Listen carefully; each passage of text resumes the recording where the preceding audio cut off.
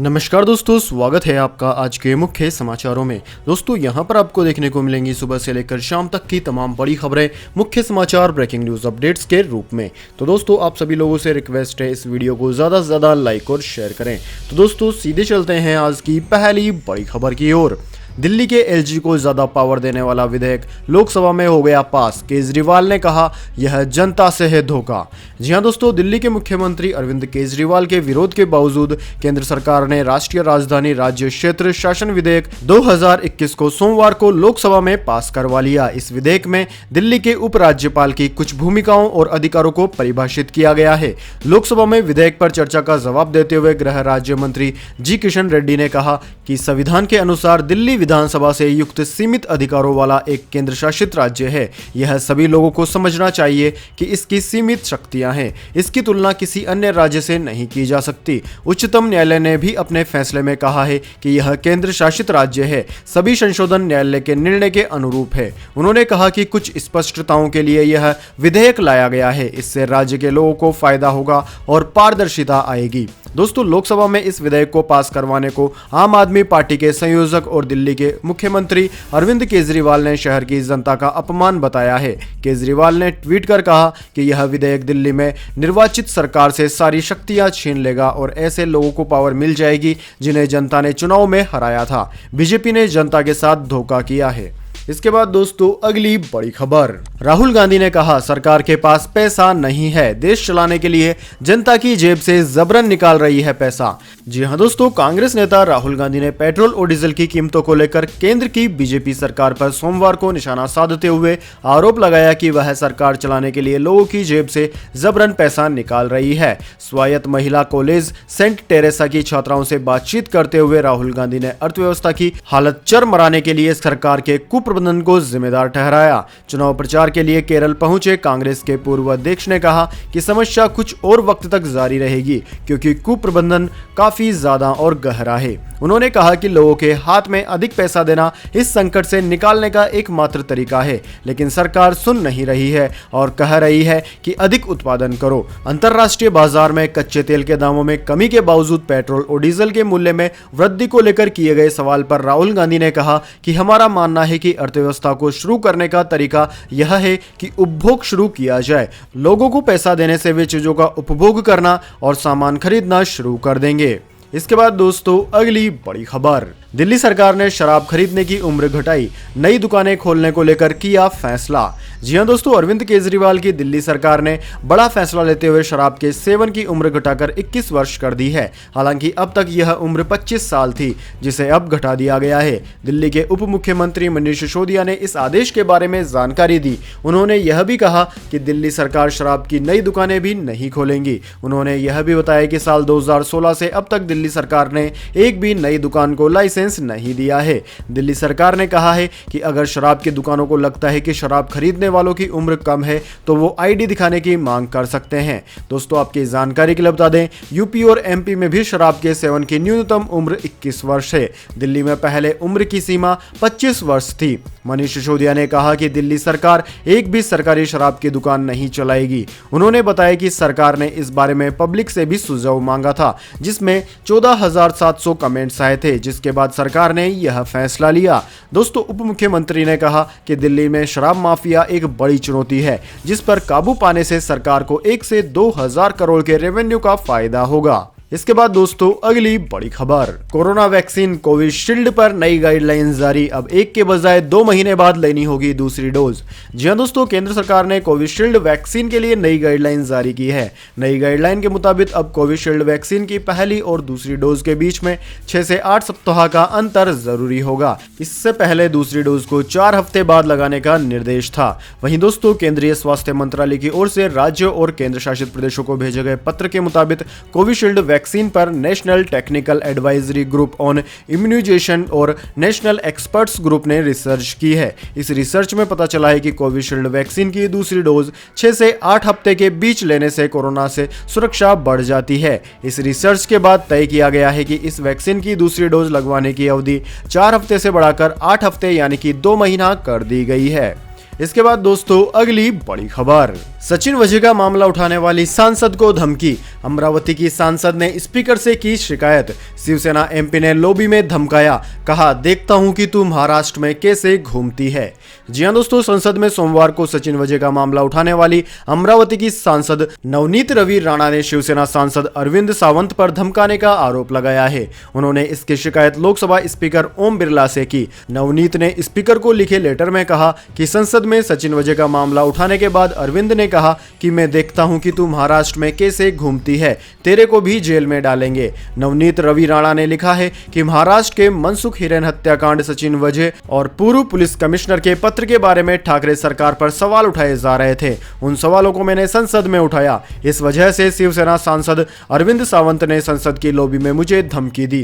पहले भी मुझे शिवसेना के लेटर हेड पर फोन पर चेहरे पर तेजाब डालने और जान से मारने की धमकियां दी गई है। उन्होंने इस मामले में पुलिस कार्यवाही की मांग की है। इसके बाद दोस्तों अगली बड़ी खबर, होली पर रंग से नहीं कोरोना से बचना है जरूरी। मध्य प्रदेश और गुजरात ने त्योहार के लिए जारी कर दी गाइडलाइंस। भीड़ में होली खेलने और जुलूस निकालने पर रहेगी रोक। जी हां दोस्तों, 29 मार्च को रंगों का त्योहार होली इस बार कोरोना की वजह से बेरंग रह सकता है। संक्रमण फैलने की रफ्तार कम होने से मध्य प्रदेश और गुजरात सरकार ने त्योहारों के लिए गाइडलाइंस जारी कर दी है। इसके तहत भीड़ में होली खेलने पर रोक रहेगी। मध्य प्रदेश सरकार ने हर रविवार को लॉकडाउन लगाने का फैसला लिया है। होलिका दहन रविवार को ही होने की वजह से वैसे भी लॉकडाउन लगा रहेगा। चंडीगढ़ में भी होली पर सार्वजनिक समारोह नहीं किए जा सकेंगे। प्रशासन के मुताबिक क्लब, होटल, रेस्टोरेंट को होली के लिए किसी भी तरह के प्रोग्राम करने की अनुमति नहीं होगी। इसके बाद दोस्तों अगली बड़ी खबर, आधे से ज्यादा गिरे आलू के दाम। बेहतर फसल के कारण 5-6 रुपए प्रति किलो के नीचे आई कीमत। किसानों के लिए लागत निकालना भी है मुश्किल। जी हां दोस्तों, अच्छी पैदावार के चलते आलू की कीमत 50% सस्ता हो गई है। सरकारी आंकड़ों के मुताबिक उत्पादन और खपत दोनों क्षेत्रों में आलू इस समय 5 रुपए से 6 रुपए प्रति किलो के भाव पर मिल रहा है। सस्ते आलू से ग्राहकों को तो फायदा हुआ है, लेकिन इससे किसानों को अपनी लागत निकालने में भी दिक्कत हो रही है। फूड प्रोसेसिंग मिनिस्ट्री के अनुसार देश में कुल 60 प्रमुख आलू उत्पादक क्षेत्र हैं। इनमें से ऐसे 25 क्षेत्र हैं जहां आलू की कीमतें एक साल पहले के मुकाबले 50% घटी है। ये क्षेत्र उत्तर प्रदेश, पश्चिम बंगाल, पंजाब, कर्नाटक, हिमाचल प्रदेश, मध्य प्रदेश, गुजरात और बिहार में फैले हैं। खासकर उत्तर प्रदेश के संभल और गुजरात के दिशा में आलू की कीमत 3 साल के औसत थोक भाव 6 रुपए प्रति किलो से भी नीचे लुढ़क गई है। इससे किसानों के लिए अपनी फसल की कीमत निकालना भी मुश्किल हो गया है। इसके बाद दोस्तों अगली बड़ी खबर, तमिलनाडु चुनाव, बीजेपी ने घोषणा पत्र में पूर्ण शराबबंदी, घर घर राशन की डिलीवरी और फ्री पानी का किया वादा। जी हां दोस्तों, तमिलनाडु विधानसभा के लिए बीजेपी ने आज घोषणा पत्र जारी कर दिया। पार्टी ने अपने घोषणा पत्र में पूर्ण शराबबंदी का वादा किया। साथ ही पार्टी ने किसानों की तरह ही मछुआरों को सालाना 6,000 रुपए देने की घोषणा की है। बीजेपी ने राज्य में 50 लाख नए रोजगार के अवसर तैयार किए जाने का भी वादा किया। घोषणा पत्र जारी किए जाने के मौके पर केंद्रीय मंत्री नितिन गडकरी और वीके सिंह समेत कई वरिष्ठ नेता मौजूद रहे। इसके बाद दोस्तों अगली बड़ी खबर, अच्छी खबर, रद्द किए गए सभी राशन कार्ड फिर होंगे बहाल। सुप्रीम कोर्ट के बाद अब राज्यसभा में भी उठी मांग। जी हां दोस्तों, कोरोना और लॉकडाउन की वजह से करीब 3 करोड़ राशन कार्ड रद्द किए जाने का मामला अब जोर पकड़ने लगा है। यह मामला सोमवार को राज्यसभा में गूंजा। आरजेडी के राज्यसभा सांसद मनोज झा ने इस मुद्दे को शून्यकाल में उठाते हुए कहा कि रद्द किए राशन कार्ड को हर हाल में बहाल किया जाना चाहिए। झा ने कहा कि कोरोना काल में 3 से 4 करोड़ राशन कार्ड रद्द किया जाना चिंता की बात है। झा ने सदन में कहा कि पहले सरकार की तरफ से यह कहा गया कि यह राशन कार्ड फर्जी है, लेकिन बाद में आधार से लिंक नहीं होने का तकनीकी कारण बताया गया। आरजेडी सांसद मनोज झा ने सभापति से आग्रह किया कि इन सभी राशन कार्ड को एक बार फिर से बहाल किया जाए, क्योंकि अगर देश में भूखमरी से एक भी मौत होती है तो यह समाज के लिए ठीक नहीं है। झा ने आगे कहा कि खाद्य सुरक्षा कानून के तहत देश के सभी जिलों में नोडल अधिकारी की नियुक्ति होनी थी, जो अभी तक नहीं हुई है। कुछ राज्यों ने खाद्य विभाग के कर्मचारियों को ही नोडल अधिकारी के रूप में नियुक्त कर दिया है। इसके बाद दोस्तों अगली बड़ी खबर, India versus England, Virat Kohli ने किया बड़ा खुलासा। कहा यह बल्लेबाज रोहित शर्मा के साथ करेगा पारी का आगाज। जी हां दोस्तों, टीम इंडिया ने इंग्लैंड को 5 मैचों की T20 सीरीज के आखिरी मुकाबले में 36 रनों से मात दे दी। इस जीत के साथ ही भारतीय टीम ने सीरीज को 3-2 से अपने नाम कर लिया। अब दोस्तों भारत 23 मार्च से वनडे सीरीज में इंग्लैंड का सामना करेगा। इस सीरीज से पहले भारत ने टीम की घोषणा कर दी है, जिसमें रोहित शर्मा समेत कुल 4 बल्लेबाज ओपनिंग के दावेदार है। हालांकि अब टीम के कप्तान विराट कोहली ने यह साफ कर दिया है कि भारत के लिए रोहित के साथ पारी का आगाज कौन करेगा।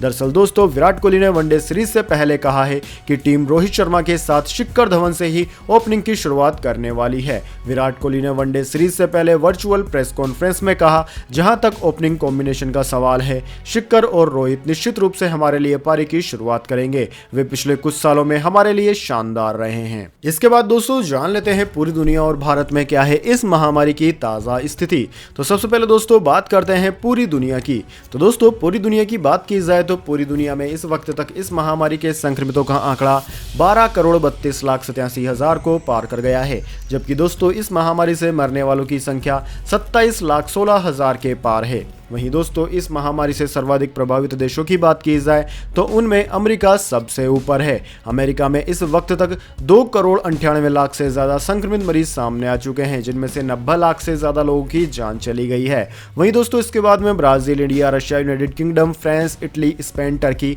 आदि देशों का नाम आता है। इसके बाद दोस्तों बात कर लेते हैं क्या है भारत के हालात।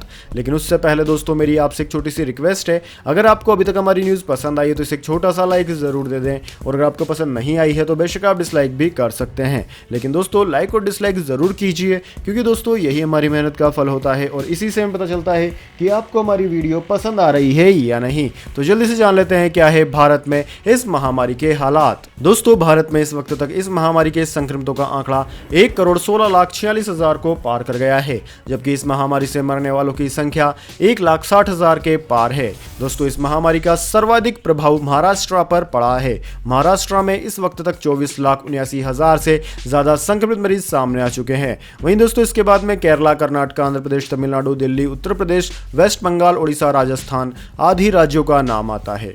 इसके बाद दोस्तों अगली बड़ी खबर, चंडीगढ़ में पार्शियल लॉकडाउन का ऐलान, स्कूल कॉलेज भी अचानक कर दिए गए बंद। जी हां दोस्तों, कोरोना वायरस महामारी के कारण बिगड़ते हालातों को सुधारने के लिए चंडीगढ़ प्रशासन ने सोमवार शाम आंशिक लॉकडाउन का ऐलान कर दिया। प्रशासन ने नई गाइडलाइन भी जारी कर दी है, जिसे सख्ती से पालन कराने के आदेश अधिकारियों को दे दिए हैं। नई गाइडलाइन के अनुसार सभी स्कूल कॉलेज को तत्काल प्रभाव से 31 मार्च तक के लिए बंद कर दिया गया है। हालांकि सभी टीचर्स और नॉन टीचिंग स्टाफ को वर्किंग डे पर कार्य जारी रखने के लिए कहा गया है, जबकि खाने की जगह, रेस्तरां, होटल आदि केवल 50% क्षमता के साथ खुलेंगी और इन्हें रात 11 बजे अंतिम ऑर्डर लेना होगा। प्रशासन ने सख्त निर्देश देते हुए होली पर सभी सार्वजनिक समारोह पर प्रतिबंध भी लगा दिया है। इसके बाद दोस्तों अगली बड़ी खबर, मौसम समाचार, जानिए अगले 24 घंटे और पिछले 24 घंटे के मौसम समाचार। तो सबसे पहले दोस्तों बात करते हैं बीते 24 घंटों की।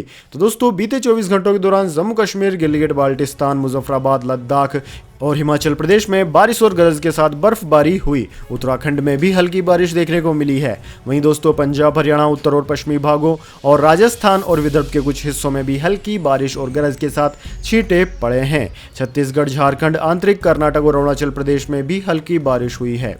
वहीं दोस्तों इसके बाद में बात करते हैं आगामी 24 घंटे की। तो दोस्तों अगले 24 घंटों के दौरान पश्चिमी हिमालय के 1 या 2 भारी इलाकों में कई स्थानों पर गरज के साथ बारिश होने की आशंका है।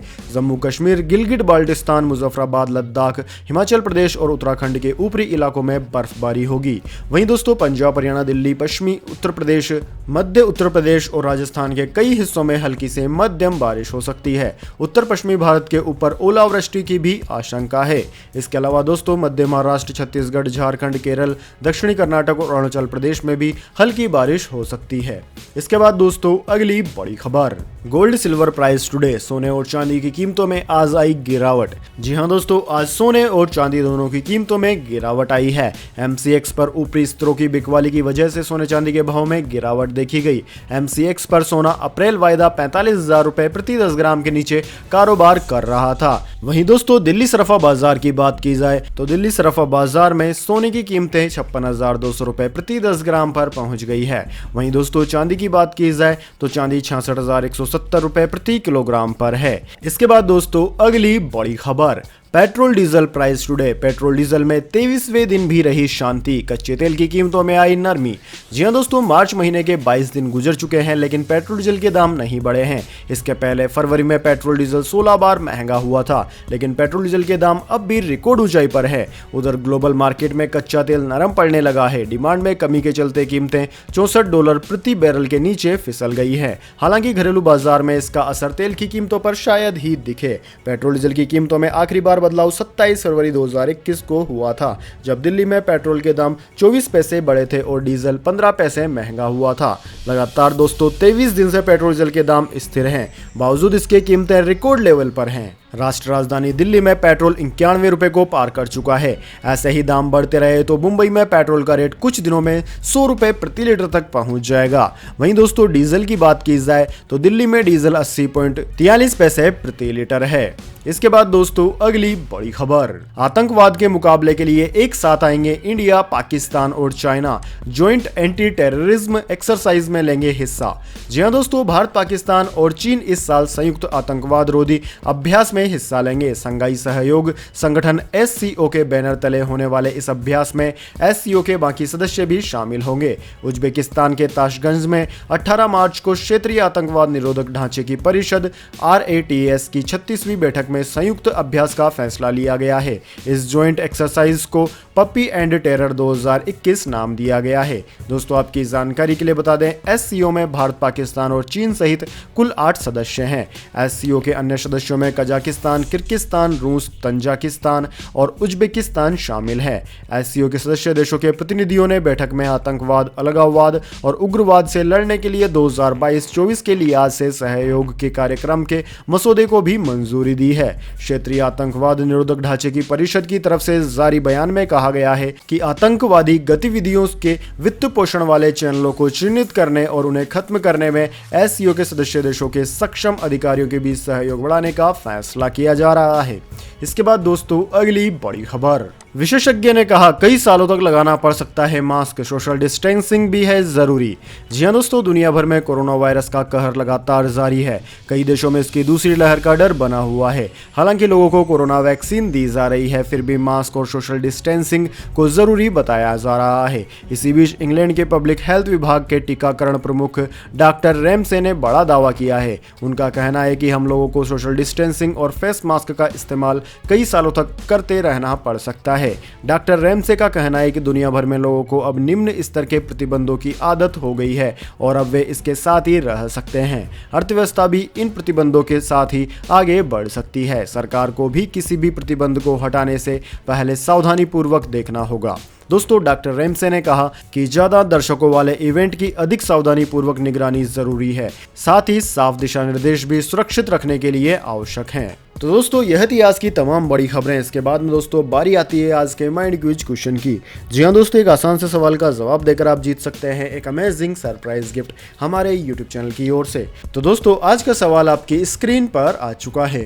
दुनिया का सबसे बड़ा लोकतांत्रिक देश कौन सा है? जी हाँ दोस्तों, अगर आप जानते हैं उस देश का नाम जो कि दुनिया का सबसे बड़ा लोकतांत्रिक देश है, तो जल्दी से उस देश का नाम कमेंट बॉक्स में लिख दीजिए। अगर दोस्तों आपका जवाब होता है एकदम सही और आप चुने जाते हैं लकी विजेता के रूप में, तो आपको मिल सकता है एक अमेजिंग सरप्राइज गिफ्ट हमारे यूट्यूब चैनल की ओर से। तो दोस्तों जल्दी से अपना उत्तर कमेंट बॉक्स में लिख दीजिए, वीडियो को लाइक कर लीजिए और चैनल को सब्सक्राइब करके बेल आइकन भी दबा लीजिए। धन्यवाद। वंदे मातरम। जय हिंद, जय भारत।